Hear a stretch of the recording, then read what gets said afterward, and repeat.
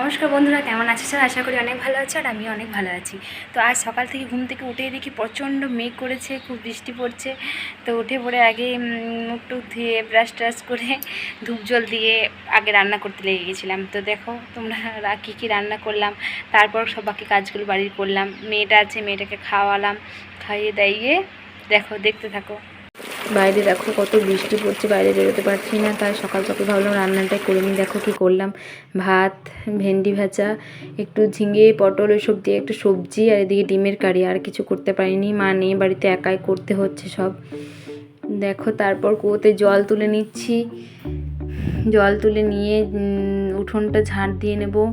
বাইরে এত বৃষ্টি পড়লো, একদম পুরো উঠোনটা বালি হয়ে গেছে, কাদা হয়ে গেছে, তাই ভাবলাম আগে ঝাঁট দিয়ে নিই গোটা উঠোনটা, তাহলে পা দিতে সুবিধা হবে। নাহলে বালি পায়ে ভেতরে ঢোকা সম্ভব হয় না, কেমন লাগে, ভেতরগুলো নোংরা হয়ে যায়। তাই উঠোনটা আগে ঝাঁট দিয়ে নিচ্ছি।